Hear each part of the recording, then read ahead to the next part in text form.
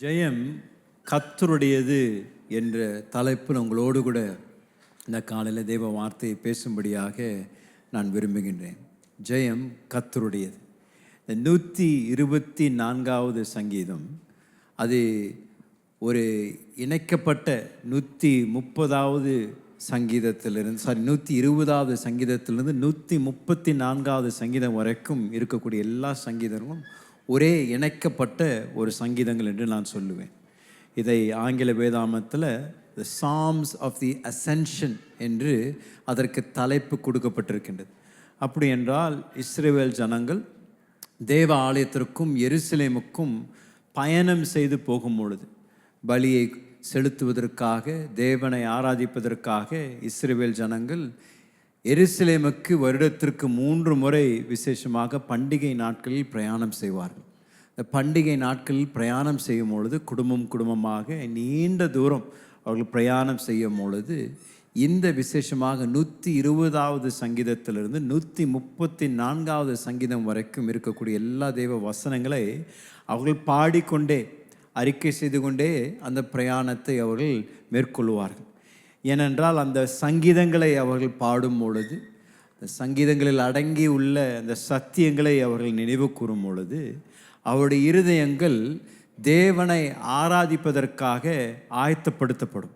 அவர்கள் நினைவு கூறக்கூடிய தேவனுடைய செயல்கள், தேவனுடைய வாக்கு தத்தங்களை அவர்கள் அறிக்கை செய்து பாடும் பொழுது அவருடைய விசுவாசமும் தேவனுடைய சன்னிதானத்தில் அவர்கள் வருவதற்கு முன்பதாக அவர்களை தாங்கள் ஆயத்தப்படுத்தினதற்கு அது சமமாக இருக்கும். இந்த 124வது சங்கீதம் ஒரு விசேஷமான ஒரு சங்கீதம்.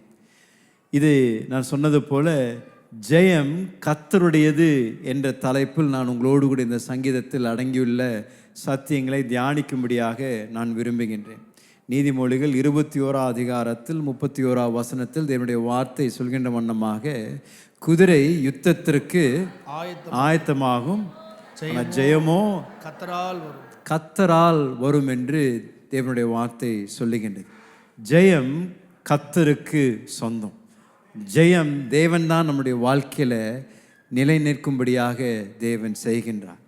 தாவீதுடைய வாழ்க்கையில் அநேக அனுபவங்கள் வழியாக அவர் கடந்து சென்ற பொழுது ஆண்டவருடைய அற்புத கரம் தாவீதிற்காக செயல்பட்டதும், தாவீதிற்காக யுத்தம் செய்ததும், தாவீதுடைய வாழ்க்கையில் ஜெயத்தை கொண்டு வந்ததை தாவீது ஒரு அனுபவமாக தன்னுடைய வாழ்க்கையில் அனுபவித்தார். தாவீதுடைய தனிப்பட்ட வாழ்க்கையில் மாத்திரமில்லை, இஸ்ரவேல் தேசத்திற்கே ஆண்டவர் அநேக நேரங்களில், அநேக சம்பவங்களில் அவருடைய எதிரிகள் அவளை சுற்றிலும் பாளையம் இறங்கினாலும் அற்புத விதங்களில் ஒவ்வொரு முறையும் ஆண்டவர் இயற்கையை பயன்படுத்துவார், குழப்பத்தை பயன்படுத்துவார். பல விதங்களில் இஸ்ரவேல் தேசத்திற்காக தேவன் எழும்பி யுத்தம் செய்ததை வேத வசனங்களில் அநேக இடங்களில் நாம் மீண்டும் மீண்டும் பார்க்கின்றோம். வெறும் வேதாமத்தில் நாம் வாசிக்கக்கூடிய இஸ்ரவேல் தேசத்திற்கு மாத்திரம் ஆண்டவர் அப்படிப்பட்ட அற்புத ஜெயத்தை தரலை. இன்றைக்கு கூட இந்த நாளில் இருக்கக்கூடிய இஸ்ரவேல் தேசத்திற்கும் இப்பொழுதும் தேவன் அற்புத விதத்தில் அவர் இந்த தேசத்திற்காக, அந்த ஜனக்கூட்டத்திற்காக யுத்தம் செய்வதை பார்க்கும் பொழுது ஆண்டவர் உண்மையாகவே வாக்கில் உண்மை உள்ளவர் என்பதை நாம் பார்க்கின்றோம். தாவீது இந்த சங்கீதத்தின் மூலமாக என்ன செய்ய விரும்பினான் என்றால், தேவ ஜனத்தை தேவன் ஏற்கனவே அவருடைய வாழ்க்கையில் செய்திருந்த அற்புதங்களை நினைவு கூறும்படியாக அவன் ஜனங்களை உற்சாகப்படுத்துகின்றான். ஏன்னா சில நேரத்தில் இந்த அற்புதம் நடப்பதற்கு முன்பதாக மிகப்பெரிய ஒரு துயரம், மிகப்பெரிய ஒரு நெருக்கடி, மிகப்பெரிய ஒரு குழப்பம், என்ன நடக்கும், எப்படி நடக்கும், இதில் நான் அழிந்து போயிடுவேனா என்று அந்த அற்புதம் நடப்பதற்கு முன்பதாக அநேக நேரத்தில் நம்ம அஞ்சுறோம். அநேக நேரத்தில் பயங்கரம் ஒரு என்ன நடக்கும் என்ற ஒரு குழப்பத்தில் நாம் இருக்கின்றோம். இந்த அற்புதம் நடந்த பின்பதாக, தேவன் நமக்காக அற்புதமாக வழி வாசலை திறந்த பின்பதாக, அதை நம்ம நடக்காது என்று யோசித்ததை தேவன் நடக்க செய்த பின்பதாக, நாட்கள் கடந்து போன பின்பதாக சில நேரத்தில் அந்த அற்புதத்தின் மகத்துவத்தை சில நேரத்தில் நம்ம மறந்து விடுகின்றோம். அதனால தான் தாவீது சொல்றாரு, தேவன் நம்மோடு கூட மாத்திரம் இல்லாமல் இருந்தால் எப்படி இருந்திருக்கும். இதே கேள்விதான் மரியாளும் மார்த்தாலும் இயேசு அந்த ஊருக்கு வந்த பொழுது, பெத்தானிக்கு வந்த பொழுது ஓடி வந்து அவர்கள் கேட்ட கேள்வி இயேசுவிடத்தில், நீங்கள் மாத்திரம் கொஞ்சம் சீக்கிரமாக வந்திருந்தீங்கன்னா எங்களுடைய சகோதரன் லாசரு என்ன பண்ணியிருக்க மாட்டார், மரிச்சிருக்க மாட்டார் என்று சொல்கிறாங்க. ஏன்னா அவங்க இருந்த அந்த சூழ்நிலை அப்படிப்பட்ட ஒரு சூழ்நிலை, நெருக்கடி, மரணம் அவங்களை சூழ்ந்திருந்தது. ஆண்டவர் வந்த பொழுதும், ஆண்டவரே நீங்கள் கொஞ்சம் நேரத்தில் வந்திருந்தீங்கன்னா எப்படி இருந்திருக்கும் என்று அவர்கள் யோசித்தார்கள். சில நேரத்தில் நம்முடைய வாழ்க்கையில் நீங்கள் இன்றைக்கு அமர்ந்திருக்கின்ற தேவ பிரசனத்தை அமர்ந்திருக்கின்ற அநேகருடைய வாழ்க்கையில் நீங்கள் சற்று யோசித்து பார்த்தீங்கன்னா, நம்ம எல்லாரும் அப்படிப்பட்ட பாதையில் நடந்து வந்திருக்கிறோம். வேலை இல்லாமல் தவித்த நேரங்கள் உண்டு. சம்பளம் எங்கிருந்து வரும்னு தெரியாது, பணம் எங்கிருந்து வரும்னு தெரியாது. ஆண்டவர் மாத்திரம் நமக்கு அந்த நேரத்தில் உதவி செய்யாமல் இருந்திருந்தால் எப்படிப்பட்ட ஒரு கதி நமக்கு வந்திருக்கும்.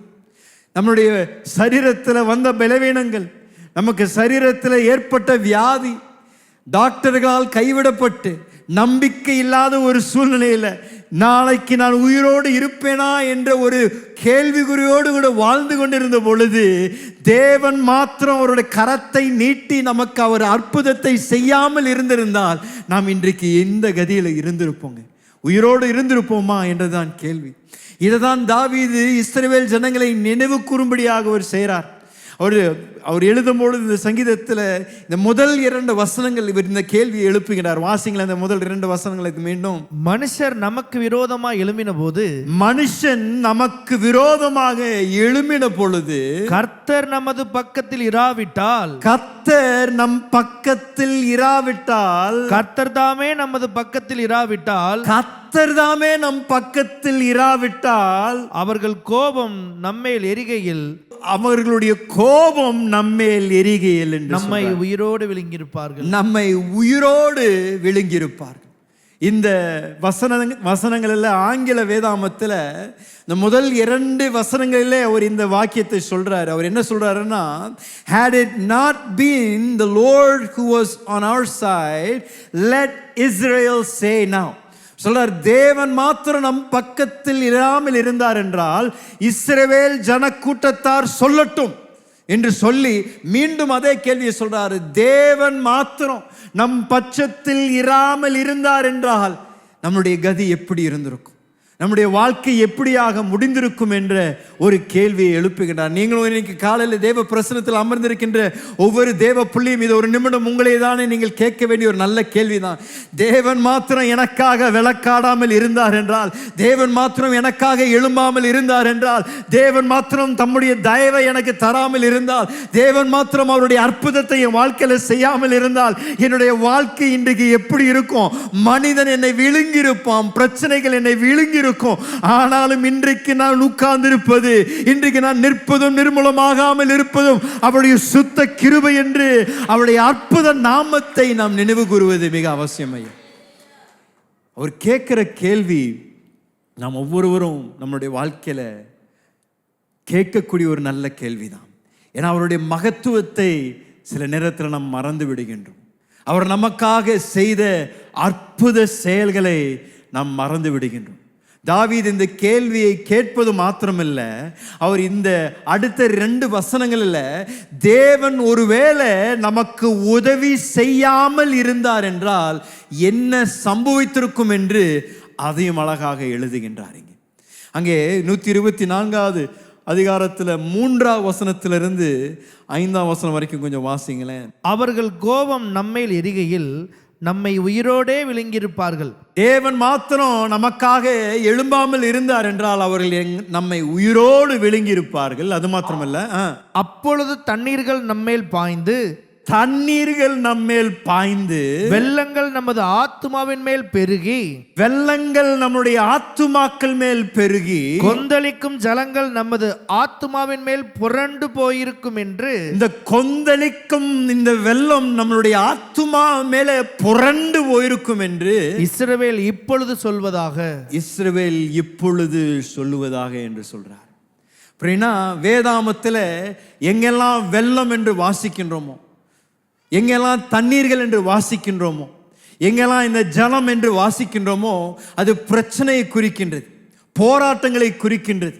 நமக்கு விரோதமாக யோர்தான் வெள்ளம் போல புரண்டு வரும்பொழுது, அப்படின்னா நம்மை விழுங்கும்படியாக, நம்மை அழிக்கும்படியாக, நம்முடைய வாழ்க்கையில பிரச்சனைகளை உண்டாக்கும்படியாக அநேக நேரத்தில் சத்ரு கிரியை செய்கின்றான். இதைதான் தாவீது தேவ ஜனங்களை நினைவுகூர செய்யும்படியாக உற்சாகப்படுத்துகின்றார். தேவன் மாத்திரம் நம் பக்கத்தில் இல்லாவிட்டால், தேவன் மாத்திரம் நமக்காக எழும்பாமல் இருந்தால் இப்படிப்பட்ட ஒரு முடிவு நம்முடைய வாழ்க்கையில நடந்திருக்கும் என்று அவர் இங்கே எழுதுகின்றார். இவர் சொன்ன இந்த வார்த்தைகளுக்கு வேதாமத்தில் நாம் பார்க்கக்கூடிய ஒரு ஆதாரம் இருக்கும் என்றால், யாத்திராகம புஸ்தகத்தில் நடந்த சம்பவத்தை தான் நான் நினைவு கூற முடியும்.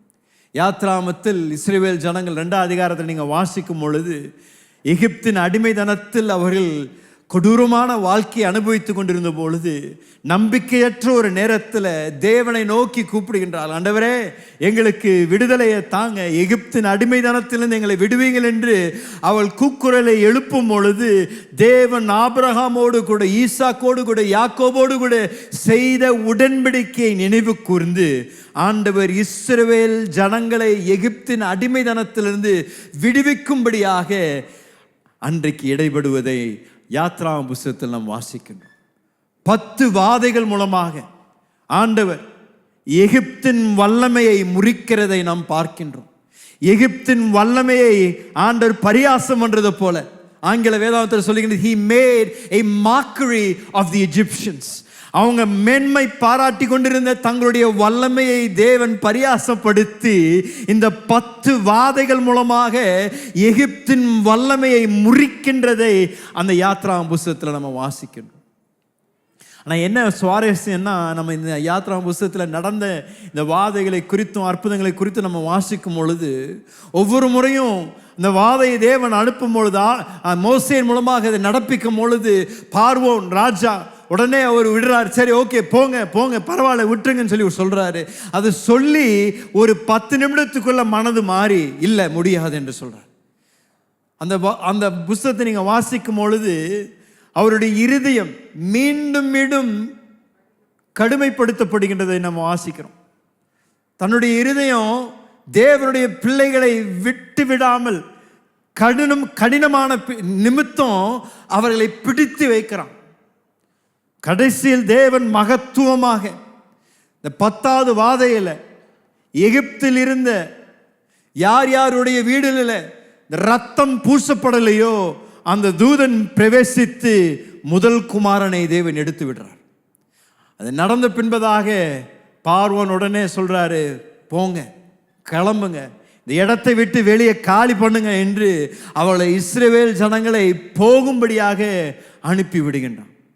அனுப்பின மனிதன் காலம் சென்ற பின்பதாக மீண்டும் அவனுடைய இருதயம் கடினமாவதை நாம் பார்க்கின்றோம். சில நேரத்தில் அதுவும் ஆண்டவர் கடினப்படுத்தினார் என்று நம்ம இங்கே பார்க்கணும். நிறைய நேரத்தில் அந்த வசனத்தில் நான் சொல்கிறேன், அநேக நேரத்தில் ஆண்டவர் சில நேரத்தில் நம்முடைய சத்துருக்கள் நம்மேல் வெற்றி அடைந்ததை போல அவங்க யோசிக்க அனுமதி கொடுக்கிறார் ஆண்டவர். சில நேரத்தில் நம்முடைய சூழ்நிலைகளில் நமக்கு விரோதமாக செயல்படுகின்ற ஜனக்கூட்டத்தார் நம்மை மேற்கொண்டது போல அவர்கள் சிந்திக்க தேவன் அனுமதிக்கின்றார். ஏனென்றால் ஏற்கனவே முடிவு எப்படி இருக்கும், எப்படி தேவன் அந்த வெற்றியை தருவார் என்று அவருக்கு தெரிந்திருக்கின்றபடியால் ஆண்டவர் சில நேரத்தில் அப்படிப்பட்ட காரியங்களை அனுமதிக்கின்றார். இஸ்ரவேல் ஜனங்க எகிப்திலிருந்து 400 வருடங்களுக்கு மேலாக அடிமைத்தனத்திலிருந்து விடுவிக்கப்பட்டு வனாந்திரத்தில் அவங்க பிரயாணம் செய்ய ஆரம்பிக்கிறாங்க. பார்வோனுடைய இருதயம் கடினமாக்கப்படுகின்றது. அவன் மீண்டும் இஸ்ரவேல் ஜனங்களை துரத்த ஆரம்பிக்கிறான். இஸ்ரவேல் ஜனங்களை துரத்த ஆரம்பிக்கும் பொழுது அவர்கள் அந்த சமுத்திரத்துக்கு முன்பதாக நிற்கிறாங்க.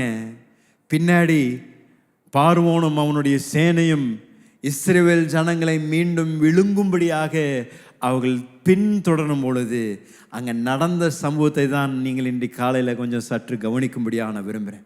யாத்திராகமம் 14ஆம் அதிகாரத்தில் மிக அழகாக தேவன் எப்படி இஸ்ரவேல் ஜனத்திற்கு அற்புத விதத்தில் விடுதலையை தந்தார், ஜெயத்தை தந்தார் என்பதை நம்ம இங்கே வாசிக்கிறோம். கொஞ்சம் வாசிங்களேன். இந்த 19ஆம் வசனத்திலேருந்து 31ஆம் வசனம் வரைக்கும் கொஞ்சம் நான் வாசிக்கும்படியாக விரும்புகிறேன். அப்பொழுது இஸ்ரவேலரின் சேனைக்கு முன்னாக நடந்த தேவ தூதனானவர் விலகி அவர்களுக்கு பின்னாக நடந்தார்.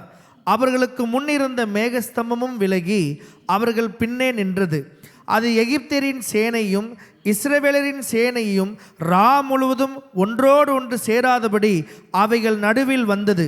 எகிப்தியருக்கு அது மேகமும் அந்தகாரமுமாய் இருந்தது, இஸ்ரவேலருக்கோ அது இரவை வெளிச்சமாக்கிற்று. இதை நீங்க கவனிச்சீங்கன்னா இங்கே ஒரு பயங்கரமான ஒரு அற்புதம் நடக்கின்றது. இஸ்ரவேல் ஜனங்க பிரயாணத்தை ஆரம்பிக்கிறாங்க. அவர்களை பிடிக்கும்படியாக பார்வோன் வரும் பொழுது முதலாவது நடந்தது, அவளுக்கு முன்பதாய் இருந்த தேவதூதன் அவளுக்கு எங்கே போனாங்க, பின்னால் வந்துட்டார். தேவதூதன் பின்னால் வந்தது மாத்திரம் இல்லை, அந்த மேக ஸ்தம்பம், அவங்களை நடத்தி கொண்டிருந்த மேக ஸ்தம்பமும் இப்பொழுது என்ன ஆண்டவர் செய்கிறாருன்னா, இந்த மேக ஸ்தம்பத்தையும் கொண்டு வந்து பின்னாடி நிறுத்தி இஸ்ரவேல் ஜனங்களுக்கும் பார்வோனுடைய இராணுவத்திற்கும் நடுவில் அந்த மேக ஸ்தம்பத்தை நிறுத்தினது மாத்திரமல்ல, அந்த மேக ஸ்தம்பத்தை ஆண்டவர் என்ன செய்கிறாருன்னா, அந்த மேக ஸ்தம்பம் பார்வோனுக்கும் அவனுடைய இராணுவத்திற்கும் இருளும் அந்தகாரமுமாய் இருக்கும்படியாகவும், ஆனால் இஸ்ரவேல் ஜனங்களுக்கு அது வெளிச்சமாய் இருக்கும்படியாகவும் தேவன் செய்கிறார். அப்படின்னா ஆண்டவர் உங்களுக்காக செயல்பட ஆரம்பிக்கும் பொழுது, அது தேவனுடைய கரம் உங்களுக்காக எழும்பும் பொழுது, அந்த அக்கினி மேக ஸ்தம்பம் உங்களுக்காக செயல்படும் பொழுது, அது உங்களுக்கு விரோதமாக யார் யார் வருகின்றார்களோ அவர்களுக்கு அந்தகார ஒளியாய் இருக்கும். ஆனால் உங்களுக்கு ஒரு பிரகாசகத்தை தேவன் தந்து அற்புத விதத்தில் தேவன் உங்களை தாங்கி நடத்த வல்லவரையா. தேவ தூதனை உங்களுக்கு பின்னாடி அனுப்பி உங்களுக்கு பாதுகாப்பும் ஒரு மதிலாக இருக்கும்படியாக தேவன் செய்வாரு. நீங்களும் நானும் எதை குறித்தும் பயப்படணும் என்ற அவசியம் இல்லை. எதை தேவன் ஏற்கனவே செய்யணும் என்று நிர்ணயித்திருக்கின்றாரோ அதை நிச்சயமாக தேவன் நிறைவேற்றிய தீருவார். அன்னைக்கு உடனடியாக ஆண்டவர் செய்த இந்த அற்புத செயலை பார்க்கும் பொழுது நான் உண்மையாகவே பரவசம் அடைகிறேன். அவளுக்கு செய்கின்ற தேவன் எனக்கும் செய்ய வல்லவராக இருக்கின்றார். தேவதூதனை பின்னாடி அனுப்புறாரு, அந்த மேகத்தை பின்னாடி அனுப்பி அவர்களுக்கு ராவெல்லாம் காரிருள், ஆனால் தேவ ஜனங்களுக்கோ அது அற்புத வெளிச்சமாக இருக்கும்படியாக தேவன் செய்கிறான். அதோடு கூட நிற்கல, அன்னைக்கு ராத்திரியெல்லாம் அற்புதத்தை தேவன் துவங்கினதை நம்ம அங்க வாசிக்கிறோம். வாசிங்களேன் அடுத்த வசனம். மோசே தன் கையை சமுத்திரத்தின் மேல் நீட்டினான். அப்பொழுது கர்த்தர் முழுதும் பலத்த கீழ்காற்றினால் சமுத்திரம் ஒதுங்கும்படி செய்து அதை வறண்டு போக பண்ணினார். ஜலம் பிளந்து பிரிந்து போயிற்று. இஸ்ரவேல் புத்திரர் சமுத்திரத்தின் நடுவாக வெட்டாந்தரையிலே நடந்து போனார்கள். அவர்கள் வலதுபுறத்திலும் அவர்கள் இடதுபுறத்திலும் ஜலம் அவர்களுக்கு மதிலாக நின்றது. அப்பொழுது எகிப்தியர் அவர்களை தொடர்ந்து பார்வோனுடைய சகல குதிரைகளோடும் ரதங்களோடும் குதிரை வீரரோடும் அவர்கள் பிறகாலே சமுத்திரத்தின் நடுவே பிரவேசித்தார்கள். கிழக்கு வெளுத்து வரும் ஜாமத்தில் கர்த்தர் அக்கினியும் மேகமுமான ஸ்தம்பத்திலிருந்து எகிப்தியரின் சேனையை பார்த்து அவர்கள் சேனையை கலங்கடித்து அவர்களுடைய ரதங்களில் இருந்து உருளைகள் கழலவும் அவர்கள் தங்கள் ரதங்களை வருத்தத்தோடே நடத்தவும் பண்ணினார். அப்பொழுது எகிப்தியர் இஸ்ரவேலரை விட்டு ஓடி போவோம், கர்த்தர் அவர்களுக்கு துணை நின்று எகிப்தியருக்கு விரோதமாய் யுத்தம் பண்ணுகிறார் என்றார்கள். கர்த்தர் மோசேயை நோக்கி, ஜலம் எகிப்தியர் மேலும் அவருடைய ரதங்கள் மேலும் அவருடைய குதிரை வீரர்கள் மேலும் திரும்பும்படிக்கு உன் கையை சமுத்திரத்தின் மேல் நீட்டு என்றார். அப்படியே மோசே தன் கையை சமுத்திரத்தின் மேல் நீட்டினான். விடியற் காலத்தில் சமுத்திரம் பலமாய் திரும்பி வந்தது. எகிப்தியர் அதற்கு எதிராக ஓடும்போது கர்த்தர் அவர்களை கடலின் நடுவே அவிழ்த்து போட்டார். ஜலம் திரும்பி வந்தது. ரதங்களையும் குதிரைகளையும் அவர்கள் பின்னாக சமுத்திரத்தில் பிரவேசித்திருந்த பார்வோனுடைய இராணுவம் அனைத்தையும் மூடிக்கொண்டது. அவர்களில் ஒருவனாயிலும் தப்பவில்லை. இஸ்ரவேல் புத்திரரோ சமுத்திரத்தின் நடுவாக வெட்டாந்திரையின் வழியாய் நடந்து போனார்கள். அவர்கள் வலதுபுறத்திலும் அவர்கள் இடதுபுறத்திலும் ஜலம் அவர்களுக்கு மதிலாக நின்றது. இவ்விதமாய் கர்த்தர் அந்நாளிலே இஸ்ரவேலரை எகிப்தியரின் கைக்கு தப்புவித்து ரட்சித்தார். கடற்கரையிலே எகிப்தியர் செத்து கிடக்கிறதை இஸ்ரவேலர் கண்டார்கள். கர்த்தர் எகிப்தியரின் செய்த மகத்தான கிரியையை இஸ்ரவேலர் கண்டார்கள். அப்பொழுது ஜனங்கள் கர்த்தருக்கு பயந்து கர்த்தரிடத்திலும் அவருடைய ஊழியக்காரனாகிய மோசேயினிடத்திலும் விசுவாசம் வைத்தார்கள். ஒரு ஆமென் சொல்லலாமா? நான் நினைக்கிறேன் கரந்தட்டி தேவனை இந்த துதிக்கிற ஒரு நல்ல ஒரு அற்புதமான ஒரு வார்த்தையை ஏராளமான அற்புதங்கள் இங்கே நடந்து கொண்டது. நமக்கு நேரமில்லை ஒவ்வொன்றையும் பிரித்து பேசுவதற்கு.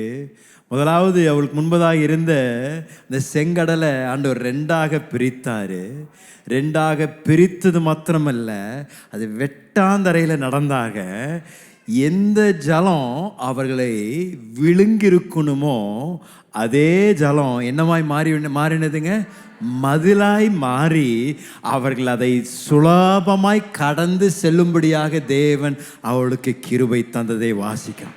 நான் இன்னைக்கு உங்களையும் பார்த்து சொல்கிறேன், எந்த தண்ணீர் உங்களை விழுங்கிருக்கணுமோ அதே தண்ணீரை உங்களுக்கு மதிலாக மாற்றி வெட்டாந்தரையில் நடந்து எல்லாரும் தேவனுடைய கிருபையும் தயவும் பாதுகாப்பும் உங்கள் மேல் இருக்கின்றது என்பதை அவர்கள் பார்த்து ஆச்சரியப்படுற விதத்தில் தேவன் உங்களையும் நடத்த வல்லவராய் இருக்கின்றார்.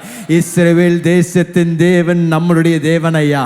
அவளுக்கு செய்த அற்புதங்களை காட்டிலும் நமக்கு இன்னும் அற்புதமான காரியங்களை தேவன் செய்ய வல்லவராய் இருக்கின்றார். அன்றைக்கு பார்வோனையும் அவனுடைய சேனையும் ஆண்டவர் நிர்மூலமாக்கி அவனுடைய வல்லமை அன்னைக்கு முறித்து அன்றைக்கு கண்ட எகிப்தியனை அவர்கள் நாளெல்லாம் வாழ்நாளெல்லாம் காணவே இல்லையா. ஏன்? தேவன் அவர்களுக்காக எழும்பின பொழுது அற்புதங்களை அவர் செய்தார்.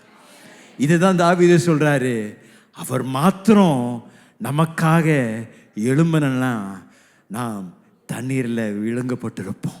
மனிதர்கள் நம்மளை விழுங்கியிருப்பார்கள், ஜலம் நம்மை மேற்கொண்டிருக்கும் என்று தாவீது சொல்றார். இது இஸ்ரவேலுடைய ஜனங்களுடைய வாழ்க்கையில் நடந்த ஒரு அனுபவம், அற்புதம் மாத்திரமில்லை, தாவீதுடைய தனிப்பட்ட வாழ்க்கையிலும் அநேக நேரங்களில் சவுல் தாவீதை எப்படியாவது கொல்லணும் என்று பல விதங்களில் வகை தேடி அவன் தெரிந்த பொழுதும் ஆண்டவர் ஒவ்வொரு முறையும் சவுலின் கையிலிருந்து தப்பும்படியாக தாவீதுக்கு விலையேற பெற்ற பாதுகாப்பையும் கிருபையும் தருகின்றார். அதை குறித்து தான் தாவீது சிந்திக்கும் பொழுது இந்த அற்புதமான இந்த பாடலை ஏற்றுகின்றார். 2 சாமுவேலில் இது எழுதப்பட்டிருக்கிற 22 அதிகாரம் 2 சாமுவேலில் இந்த முதல் 7 வசனங்களை கொஞ்சம் வாசிங்களேன். கர்த்தர் தாவீதை அவனுடைய எல்லா சத்துருக்களின் கைக்கும் சவுலின் கைக்கும் நீங்களாக்கி விடுவித்த போது, எல்லா சத்ருவின் கைகளிலிருந்தும் சவுலின் கையிலிருந்தும் விடுவித்த பின்பதாக அவன் கர்த்தருக்கு முன்பாக பாடின பாட்டு. அவன் கர்த்தருக்கு முன்னாடி பாடின பாட்டு.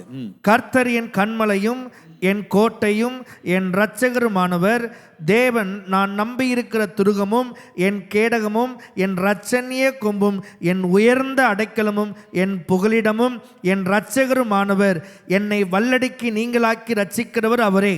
துதிக்கு பாத்திரராகிய கர்த்தரை நோக்கி கூப்பிடுவேன், அதனால் என் சத்துருக்களுக்கு நீங்களாக்கி ரட்சிக்கப்படுவேன். மரண அலைகள் என்னை சூழ்ந்து கொண்டு, என்ன அலைகளுங்க? மரண அலைகளை என்னை சூழ்ந்து கொண்டு, துர்ச்சன பிரவாகம் என்னை பயப்படுத்தினது, பாதாள கட்டுகள் என்னை சூழ்ந்து கொண்டது, மரண கண்ணிகள் என் மேல் விழுந்தது. எனக்கு உண்டான நெருக்கத்திலே கர்த்தரை நோக்கி கூப்பிட்டு என் தேவனை நோக்கி அபயமிட்டேன். தமது ஆலயத்திலிருந்து என் சத்தத்தை கேட்டார், என் கூப்பிடுதல் அவர் செவிகளில் ஏறிற்று. ஹல்லேலூயா. 17-18 வாசிக்கிறீங்களே அதே அதிகாரத்தில், உயரத்திலிருந்து அவர் கை நீட்டி, உயரத்திலிருந்து அவருடைய கையை நீட்டி என்னை பிடித்து ஜல பிரவாகத்திலிருந்து என்னை தூக்கி விட்டார். எங்க இருங்க தூக்குனாரு? ஜல பிரவாகத்திலிருந்து என்னை தூக்கினார். அப்படின்னா தண்ணீர்ல மூழ்கி கொண்டிருந்த என்ன உயரத்திலிருந்து கையை நீட்டி என்னை கை கொடுத்து தூக்கி என்னிலும் பலவான்களாய் இருந்த என் பலத்த சத்ருவுக்கும் என் பகைஞருக்கும் என்னை விடுவித்தார் என்று தாவீது சொல்றாரு. நான் உங்களை பார்த்து சொல்றேன், உங்களுக்கு விரோதமாக எழும்பக்கூடியவர்கள் உங்களை காட்டிலும் சாமர்த்தியமா இருக்கலாம், உங்களை காட்டிலும் வல்லமை உள்ளவராக இருக்கலாம், உங்களை காட்டிலும் செல்வாக்கில் அதிகம் உள்ளவராக இருக்கலாம். ஆனா நீங்களும் நானும் ஆராதிக்கின்ற தேவன் உயரத்திலிருந்து கையை நீட்டி உங்களை மூழ்கும்படியாக செய்ய சத்ரு உங்களுக்கு விரோதமாக ஒரு பெரிய புரண்டோடக்கூடிய வெள்ளத்தை அனுப்பினாலும் அவர் கரத்தை நீட்டி உங்களுடைய சத்ருன் வல்லமைகளை காட்டிலும் தேவ வல்லமை அற்புதமான வல்லமையாய் இருக்கின்றபடியால் உங்களை சகல பாடுகளுக்கு இருந்து விடுவிக்க தப்புவிக்க தேவன் வல்லவராய் இருக்கின்றார் ஐயா. தாவீதுக்கு தேவன் செய்வார் என்றார், இஸ்ரவேல் ஜனங்களுக்கு தேவன் செய்வார் என்றார், உங்களுக்கும் எனக்கும் தேவன் செய்ய வல்லவராய் இருக்கின்றார். நீங்களும் இப்படிப்பட்ட அனுபவங்கள் வழியாக கடந்து சென்ற பின்பதாக தாவீதை போல நீங்களும் ஒரு பாடலை ஏற்றி நீங்க சொல்லுவீங்க, தேவன் என்னுடைய அடைக்கலம் ஐயா, அவர் நான் நம்பி இருக்கும் அற்புதமான ஒரு கோட்டை தேவன் என்று சொல்லக்கூடிய கிருபையை தேவன் உங்கள் ஒவ்வொருவருக்கும் தருவாராக. 124ஆம் சங்கீதத்தில் முதல் தாவீது இந்த கேள்வியை எழுப்புறாரு, இந்த கேள்விக்கும் பதில் கொடுக்கிறாரு. தேவன் மாத்திரம் இதெல்லாம் செய்யாமல் இருந்திருந்தா இப்படியெல்லாம் என் வாழ்க்கையில் நடந்திருக்கும் என்று சொல்லுகின்றாரு. அதுக்கு பின்பதாக 6வது வசனத்திலிருந்து ஆண்டவர் அவருக்காக என்னத்தை செய்தார் என்பதை அழகாக அங்கே விவரிக்கின்றார். அந்த 6வது வசனத்திலிருந்து 8ஆம் வசனம் வரைக்கும் வாசிங்களேன். நம்மை அவர்களுடைய பற்களுக்கு இரையாக ஒப்பு கொடாதிருக்கிற கர்த்தருக்கு ஸ்தோத்திரம். யாருடைய பற்களுக்கு ஒப்பு கொடுக்காம இருக்கிற? அவர்களுடைய பற்கள், சத்துருடைய பற்களுக்கு ஒப்பு கொடுக்காமல் இருக்கின்ற கர்த்தருக்கு ஸ்தோத்திரம். வேடருடைய கண்ணிக்கு தப்பின குருவியை போல நம்முடைய ஆத்துமா தப்பிற்று, கண்ணி தெரித்தது, நாம் தப்பினோம். நம்முடைய சகாயம் வானத்தையும் பூமியையும் உண்டாக்கின கர்த்தருடைய நாமத்தில் உள்ளது. ஒரு ஹல்லேலூயா சொல்லலாமா? 2 காரியங்களை சொல்றாரு.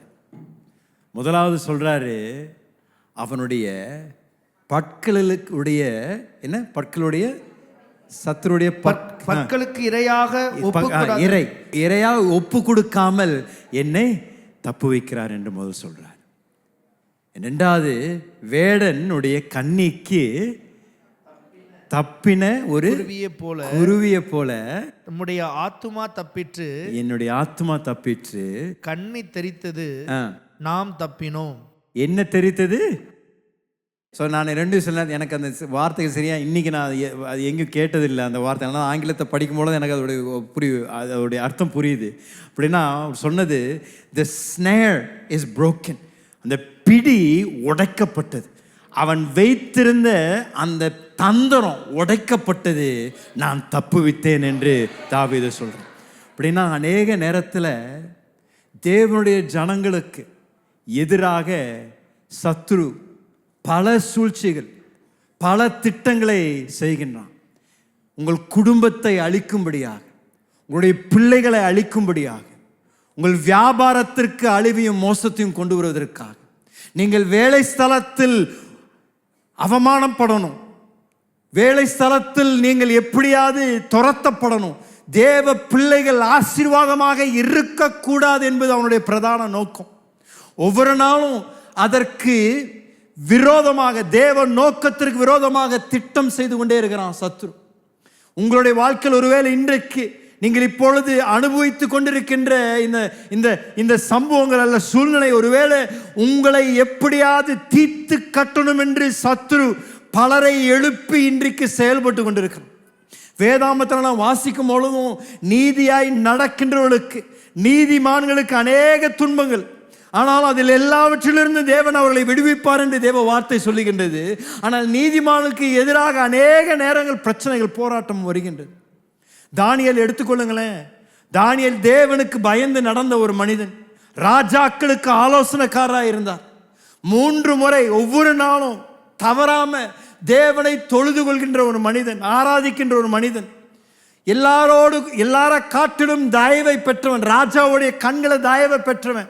கூட வேலை செய்து கொண்டிருந்த மற்றவர்கள் தானியேல் மேல பொறாமை அடைந்த நிமித்தம் எப்படியாவது தானியேலை தீர்த்து கட்டணும், எப்படியாவது தானியேலை இந்த இடத்தை விட்டு காலி பண்ணணும், எப்படியாவது தானியேலுக்கும் இந்த ராஜாக்கும் இருக்கக்கூடிய உறவை உடைக்கணும் என்று என்ன செய்றாங்க?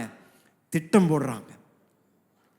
எப்படி ஒரு வேடன் ஒரு குருவியை பிடிக்கணும் என்று அந்த அந்த அந்த இதை ஆயத்தப்படுத்துறாங்க, அந்த அந்த அந்த கருவியை ஆயத்தப்படுத்துறது போல சத்ருவும் தேவ பிள்ளைகள் அகப்படணும் என்று பல நேரங்களில் பல திட்டங்களை தீட்டுகின்றார். தானியேல் செய்த ஒரு காரியம், 3 நேரம் ஆண்டவருக்காக முழங்கால் பிடிட்டு ஜெபித்தான். அவனுடைய எதிரிகளுக்கெல்லாம் தெரியும், இதை மாத்திரம் தானியேல் விட்டு கொடுக்க மாட்டான் என்று தானியேலுக்கு விரோதமாக திட்டம் செய்கின்றார்கள். முர்தேகா என்ற தேவ மனிதன் தேவனுக்கு பயந்து யாருக்கும் வணங்காமல், யாருக்கும் சாஷ்டாங்கமாக விழுந்து யாருக்கும் மரியாதை செலுத்துவதற்கு அவன் விரும்பல. அவனுடைய வைராக்கியம் இஸ்ரவேலின் தேவனுக்கு மாத்திரம்தான் என்னுடைய முழங்கால் முடக்கப்படணும், வேற எந்த ஒரு மனிதனுக்கும் நான் இப்படிப்பட்ட ஒரு மரியாதையை தரமாட்டேன் என்று சொன்ன ஒரு வைராக்கியமான தேவ மனிதனுக்கு விரோதமாக ஆமான் என்ற மனிதன், அவனுக்கு பயங்கரம் கோபம். எப்படி இந்த மனிதன் மாத்திரம் எனக்கு வணங்க மாட்டேன்றான், எல்லாரும் வணங்குறாங்க, இவன் மாத்திரம் எனக்கு வணங்க மாட்டேன்றான் என்று உடனடியாக ஆமான் என்ன செய்யறான்? திட்டம் செய்ய ஆரம்பிக்கிறான். எப்படியாவது முருதைக்காயை முடிக்கணும், ஒழிக்கணும், எப்படியாவது முருதைக்காயை ஒன்றும் இல்லாமல் ஆக்கணும் என்று அவன் திட்டம் செய்ய ஆரம்பிக்கிறான். ஆனா எனக்கு என்ன ஆச்சரியம்னா, யார் யாரெல்லாம் தேவ ஜனங்களுக்கு விரோதமாக எழும்பி அவர்களை தீர்த்து கட்டணும் என்று தீர்மானிக்கின்றார்களோ அவர்கள் தான் அழிந்து போகின்றார்களே தவிர, தேவ ஜனம் தேவனுக்கு முன்பதாகவும் மனிதனுக்கு முன்பதாகவும் தேவன் உயர்ந்த இடங்களில் வைத்து அவருடைய அற்புத தயவை கொடுத்து தானியேலுக்கு விரோதமாக எழும்பின அத்தனை மனிதர்கள் தான் சிங்கத்தினால கெச்சிக்கப்பட்டார்களே தவிர, சிங்கங்கள் எதுவும் தானியேல் பக்கத்தில் மோப்பம் கூட பண்ண வரலையா? எந்த இடத்துல முர்தேக்காயை தொங்க போடணும் என்று ஆமான் யோசித்து வைத்திருந்தானோ அவன் தான் அங்கே தொங்க போடப்பட்டானே தவிர, முர்தேக்காய்க்கோ தேவன் கனத்தையும் மகிமையும் கொடுத்து எல்லாரும் அவனை பார்த்து பாராட்டக்கூடிய கிருபையை தந்தார். ஐயா, நான் இன்றைக்கு உங்களை பார்த்து சொல்றேன், உங்களுடைய வாழ்க்கையில அநேக சூழ்ச்சிகள் சாத்தான் கொண்டு வந்து உங்களை எப்படியாவது வீழ்க்கணும் என்று பல காரியங்களை அவன் திட்டம் செய்திருக்கலாம். ஆனால் நீங்களும் நானும் ஆராதிக்கின்ற தேவன் இதில் சகல விசேஷம் உடையவராய் இருக்கின்றார். அவன் இந்த மனிதனுடைய திட்டத்தை நிறைவேற்ற தேவன் அனுமதி தருவதில்லையா? தேவனுக்கு முன்பதாக உண்மையாய் நடக்கின்ற ஜனங்களுக்கு இதுதான் அற்புதமான ஒரு நம்பிக்கை. வேடனுடைய எல்லா கண்ணிலிருந்தும் தேவன் உங்களை விடுவிப்பார். வேடனுடைய எல்லா பிடியிலிருந்தும் தேவன் உங்களை விடுவிப்பார். மனிதனுடைய பற்களுக்கு நீங்கள் இரையாய் கொடுக்கப்பட மாட்டீங்க. தேவனுடைய மகிமை தான் உங்களுடைய வாழ்க்கையில விளங்க செய்வாரே தவிர, எந்த இடத்துல உங்களை முடிக்கணும், உங்களை காலி பண்ணணும், உங்களை அவமானப்படுத்தணும் என்று யார் என்ன செயலை எடுத்திருந்தாலும் அதே இடத்துல தேவன் உங்களை கொண்டு வந்து நிறுத்தி, அதே இடத்துல தலையை உயர்த்தி, அதே இடத்துல உங்களை அபிஷேகம் பண்ணி அவருடைய மகிமையை தேவன் விளங்க செய்ய உண்மை உள்ளவராய் இருக்கின்றார். ஐயா, இன்றைக்கு நீங்க அவருடைய அற்புத கரத்தை நினைவு கூறும்படியாக நான் உங்களை உற்சாகப்படுத்துகிறேன். நம்முடைய உதவியும் நம்முடைய ஒத்தாசையும் மனிதனிடத்திலிருந்து வருதில்லை, வானத்தையும் பூமியும் உண்டாக்கின அற்புதமான தேவ கரத்திலிருந்து வருகின்றபடியா நான் பயப்பட மாட்டேன். மனிதன் எனக்கு என்ன செய்ய முடியும்? எனக்கு விரோதமாக அநேகர் எழும்பினாலும் ஆண்டவர் என் பட்சத்தில் இருப்பார் என்றால், மனிதனுடைய பலனோ மனிதனுடைய சூழ்ச்சியோ சாத்தானுடைய என்ன அந்தகார கிரியோ அது என் மேலே மேற்கொள்ளாது. தேவனுடைய அற்புத நோக்கங்கள் தான் என் வாழ்க்கையில் நிறைவேறும். ஐயா, சில நேரத்தில் அந்த வேடனுடைய கண்ணில அகப்பட்டது போல காணப்படும் பொழுது, அவனுடைய திட்டங்கள் நிறைவேறது போல காணப்படும் பொழுது, தேவ பிள்ளைகள் சில நேரத்தில் சோர்ந்து போயிடும். ஏன் ஆண்டவரே இதெல்லாம் விட்டுட்டீங்க? ஏன் இப்படிப்பட்ட ஒரு பாதையில் என்ன நடக்க இப்படி அனுமதி கொடுத்துட்டீங்கன்னு யோசிக்கிறோம். எனக்கு ஞாபகம் இருக்கு, 2007 வருடம் பாஸ்டரையாவும் நானும் கென்யா தேசத்தில் ஊழியம் செய்து கொண்டு இருந்தோம். ஒரு போதொரு கருத்தரங்களை பேசிட்டு திரும்பி இந்திய தேசத்திற்கு பிரயாணம் செய்வதற்கு முன்பதாக மஸ்கட்டில் சில நாட்கள் ஊழியம் இருந்தது. ஓமானில் ஊழியம் இருந்தது. அந்த ஊழியத்தை முடித்துட்டு திரும்பி வருவதற்காக ஆயத்தமாக இருந்தோம். திடீரென்று பாஸ்டரையாவுக்கு ஒரு தொலைபேசி செய்தி வந்தது. இங்கே நம்மளுடைய கட்டட வேலை ஓடிக்கொண்டிருந்தது. திடீர்னு ஒரு அறிகுறி இல்லாமல் திடீர்னு ஒரு ஆர்டர் கொடுக்கப்பட்டது. உங்கள் கட்டட வேலையை உடனடியாக நிறுத்துங்க, உங்களுக்கு கட்டட வேலையை செய்வதற்கு அனுமதி இல்லை என்று உடனடியாக ஒரு கோர்ட் ஆர்டர் கொடுக்கப்பட்டது. மிகவும் ஆச்சரியப்பட்டோம், வருத்தப்பட்டோம். என்ன ஆண்டவரே, உங்களை நம்பி தானே இவ்வளோ தூரம் எல்லா படிகள் எடுத்திருக்கிறோம், இப்படின்னு திடீர்னு ஒன்றும் திடுதிடுப்பாக எல்லாவற்றையும் நிறுத்தும்படியாக எங்களுக்கு ஒரு கட்டளை வந்திருக்கே என்று மிகவும் துயரமாக இருந்தோம். ஏன்னா இந்த கட்டடத்தில் இந்த விரிவாக்கத்தில் 70% முடிச்சிட்டோம். 70% வேலை நிறைவேறிடுச்சு. வெறும் இன்னும் கொஞ்சம் வேலை தான் மீதி இருந்தது. முடிச்சிருந்தா எல்லாம் முடிஞ்சிருக்கும். ஆனால் அந்த 70% வந்த பொழுது எங்களுக்கு வந்த அந்த உத்தரவு, இனி எதுவும் செய்யக்கூடாது, ஒரு செங்கலை நகர்த்தக்கூடாது, உங்களுக்கு எந்த விதத்துலையும் இங்கே தொடர்ந்து ஆராதனையிலும் இந்த கட்டட விரிவாகத்திற்கு உங்களுக்கு அனுமதி இல்லை என்று ஒரு உத்தரவு வந்தது. பயங்கர துயரம். ஏன் ஆண்டவரே இப்படியெல்லாம் ஒரு போராட்டம்?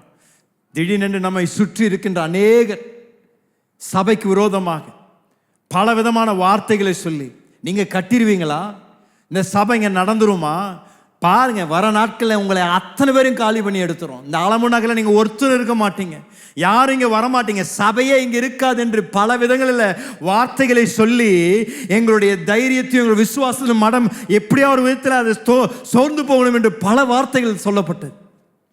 சில நேரத்தில் இந்த பள்ளத்தாக்கு வழியா போகும் பொழுது அந்த வெளிச்சத்தை, தேவனுடைய அந்த செயலை காணாது இருக்கும் பொழுது சில நேரத்தில் சோர்ந்து போயிடும். ஏன் ஆண்டவர் இப்படிப்பட்ட ஒரு போராட்டம், ஏன் ஆண்டவர் இப்படிப்பட்ட ஒரு துயரம், ஏன் இதை அனுமதிச்சிங்க என்று பல கேள்விகள் எழும்ப ஆரம்பிக்கின்றது. ஆனால் நான் ஒன்று சொல்கிறேன், இன்றைக்கு 2026 ஆண்டில் நான் திரும்பி பார்க்கும் பொழுது, கடந்து வந்த பாதையை குறித்து நான் சிந்திக்கும் பொழுது, நான் ஆண்டவர் பார்த்து சொல்கிறேன், நடந்ததெல்லாம் நன்மைக்காக நீங்கள் செய்தீங்க என்று நான் இன்னைக்கு முழுமையாக புரிஞ்சுக்கிட்டேன். ஆண்டவர் ஒவ்வொன்றும் ஆண்டவர் அற்புதமாக சபைக்கும் சபையுடைய அற்புத தெய்வீக நோக்கத்திற்கும் நன்மையாக முடியும்படியாக தேவன் அத்தனையும் நடப்பித்தாருங்கய்யா. உத்தரவு வந்த பொழுது, நிறுத்துங்கள் என்று சொன்ன பொழுது, இந்த சபைக்கு, இந்த கட்டடத்திற்கு அங்கீகாரம் இல்லை.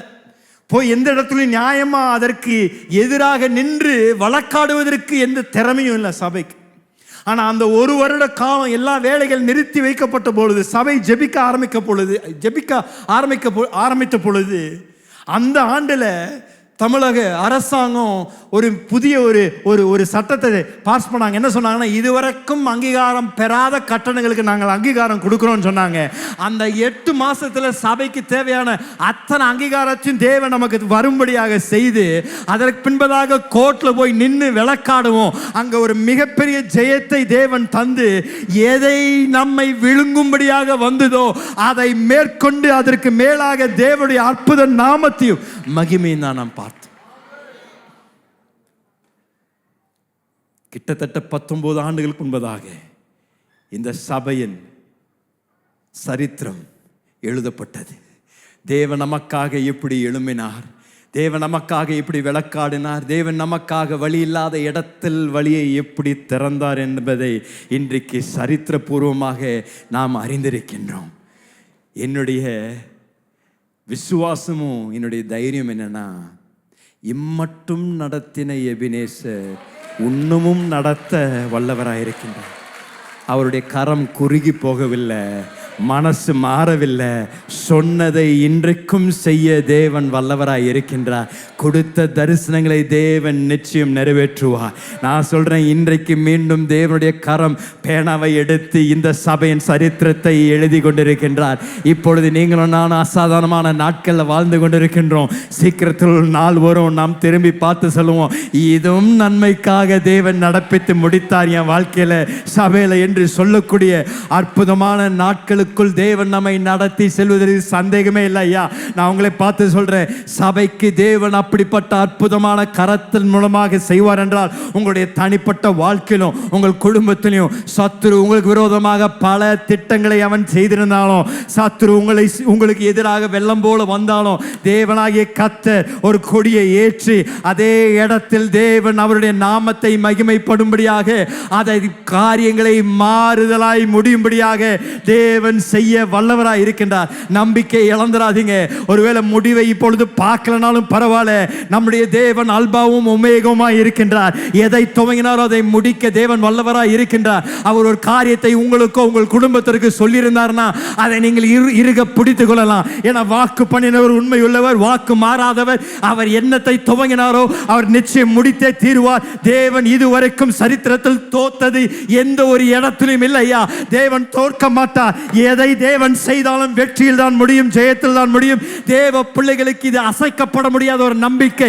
இன்றைக்கு தேவ பிள்ளைகளாக இருக்கிற நாமோ தைரியமாக நின்று சொல்லுவோம், என் தேவன் எனக்காக எழும்புவார், என் தேவன் எனக்காக விளக்காடுவார், என் தேவன் வழி இல்லாத இடங்களில் வழிகளை உண்டாக்குவார், அவருடைய வார்த்தையை தேவன் நிறைவேற்றுவார். டாக்டர் என்னை பார்த்து சொல்லியிருக்கலாம், இது உன் சரீரத்தில் நடக்காது என்று சொல்லியிருக்கலாம். ஆனால் நான் நம்பி இருக்கின்ற பிரதான வைத்தியர் என்னை பார்த்து நடக்கும் என்று சொல்லியிருப்பார் என்றால் அவருடைய வார்த்தையில் மேல நான் நம்பிக்கை வைத்திருப்பேன் ஐயா.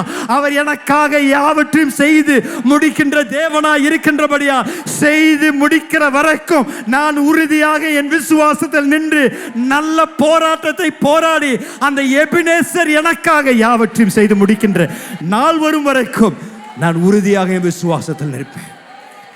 கலங்காதீங்க, பயப்படாதீங்க. நாம் ஆராதிக்கின்ற தேவன் மகத்துவமான தேவன், இஸ்ரவேலின் தேவன். இஸ்ரவேல் தேசத்திற்கு தேவன் மீண்டும் மீண்டும் மீண்டும் அற்புதங்களை செய்து அவளை விடுவித்து அவர்களுக்கு தேவன் ஜெயத்தை தர வல்லவராய் இருந்தார்.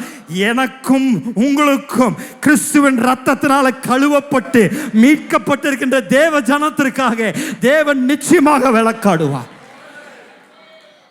உங்களுடைய எதிரிகள் உங்களை காட்டிலும் பலனுள்ளவர்களாய் இருந்தாலும், உங்களை காட்டிலும் தந்திரம் உள்ளவர்களாய் இருந்தாலும், நான் எதை குறித்தும் கவலைப்படணும் என்ற அவசியம் இல்லை. என்னுடைய தேவன் சேனைகளின் கர்த்தர். அவர் சொன்னால் போதும் கடலை இரண்டாக பிளக்கக்கூடியவர். யோர்தான் வெள்ளம் போல புரண்டு வந்தாலும் இருக்கிற இடத்துல நிறுத்தி வைக்கக்கூடிய தேவன். சூரியனை பாதியில் நிறுத்தி வைக்க தேவனால் வல்லமை உண்டும் என்றால் இன்றைக்கு நீங்களும் நானும் அவரை நம்பலாங்கய்யா. அவருடைய வார்த்தையில் நம்பலாம். அவர் சொன்ன காரியங்களை நிச்சயம் தேவன் நிறைவேற்ற வல்லவராக இருக்கின்றார். இன்னும் ஒரு முறை இந்த வசனத்தை நாம் வாசித்து ஜெபிக்கும்படியாக நான் விரும்புகிறேன். எழுமி நிற்கலாம், எல்லாரும் எழுமி நின்று இந்த 124 சங்கீதத்தை மீண்டும் ஒரு முறை நல்ல சத்தத்தை உயர்த்தி தேவனுடைய வார்த்தையை நாம் ஒன்றாக வாசிக்கும்படியாக நான் விரும்புகிறேன். 124 சங்கீதம் மீண்டும் ஒரு முறை நீங்கள் திறந்துட்டீங்கன்னா ஊழியரோடு கூட சேர்ந்து நல்ல சத்தமாக இதை பிரகடனம் செய்து தேவ வார்த்தைகளை நீங்கள் பார்த்து நீங்கள் காலையில் நீங்கள் இந்த வார்த்தையின் மூலமாக வாசிங்க. மனுஷர் நமக்கு விரோதமாக எழும்பின போது கர்த்தர் நமது பக்கத்தில் இராவிட்டால், கர்த்தர் தாமே நமது பக்கத்தில் இராவிட்டால், அவர்கள் கோபம் நம்மேல் எரிகையில் நம்மை உயிரோடே விழுங்கியிருப்பார்கள். அப்பொழுது தண்ணீர்கள் நம்மேல் பாய்ந்து வெள்ளங்கள் நமது ஆத்மாவின் மேல் பெருகி கொந்தளிக்கும் ஜலங்கள் நமது ஆத்மாவின் மேல் புரண்டு போயிருக்கும் என்று இஸ்ரவேல் இப்பொழுது சொல்வதாக. அவர்களுடைய பற்களுக்கு இரையாக ஒப்பு கொடாதிருக்கிற கர்த்தருக்கு ஸ்தோத்திரம். வேடருடைய கண்ணிக்கு தப்பின குருவியைப் போல நம்முடைய ஆத்மா தப்பிற்று, கண்ணி தெரித்தது, நாம் தப்பினோம். நம்முடைய சகாயம் வானத்தையும் பூமியையும் உண்டாக்கின கர்த்தருடைய நாமத்தில் உள்ளது. ஹல்லேலூயா. நம்மளுடைய சகாயம் வானத்தையும் பூமியும் உண்டாக்கின சர்வ வல்லவருடைய கரத்தில் உண்டையா. வேதாமத்தை கீழே வைத்துக் கொள்ளுங்க. ஒரு நிமிடம் நல்ல கரங்களை உயர்த்தி, ஒரு சில நிமிடங்கள் நல்ல பரிசுத்த ஆவியின் அபிஷேகத்தை பெற்றவர்கள் நல்ல வாய்களை திறந்து அந்நிய பாஷையில் பேசுங்க, ஜெபிங்க. இந்த காலையில் விடுதலையின் நேரம், அற்புத ஜெயத்தின் நேரம். தேவன் உங்களுக்காக எழும்புவதை நீங்கள் பார்க்க போறீங்க. தேவன் உங்களுக்காக புதிய வாசல்களை திறப்பதை நீங்கள் பார்க்க போறீங்க. இதுவரைக்கும் அடைக்கப்பட்டிருந்ததை தேவன் அற்புதமாக திறக்க போறார். இதுவரைக்கும் தடைப்பட்டிருந்ததை தேவன் அற்புதமாக ரிலீஸ் பண்ண போறார். நல்லா பேசுங்க பேசுங்க.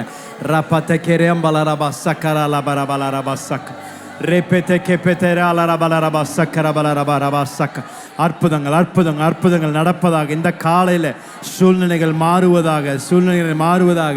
செங்கடலை இரண்டாக பிளந்த தேவன் இந்த காலையில் எங்களுக்கு முன்பதாக நிற்கக்கூடிய பர்வதங்கள், எங்களுக்கு முன்பதாக நிற்கக்கூடிய பிரச்சனைகள் என்னவாக இருந்தாலும் ஆண்டவரே உம்முடைய பிரசன்னத்தில் நாங்கள் உம்மை உயர்த்த ஆண்டவரே பர்வதங்கள் மெழுகு போல உருகிது என்று சொன்ன தேவ வார்த்தையின்படி மாறுதலாய்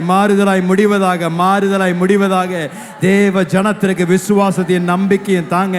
தேவ ஜனங்களுக்கு விசுவாசத்தையும் நம்பிக்கையும் தாங்க. ரப்பா தக்க ரபல ரபா செக்கே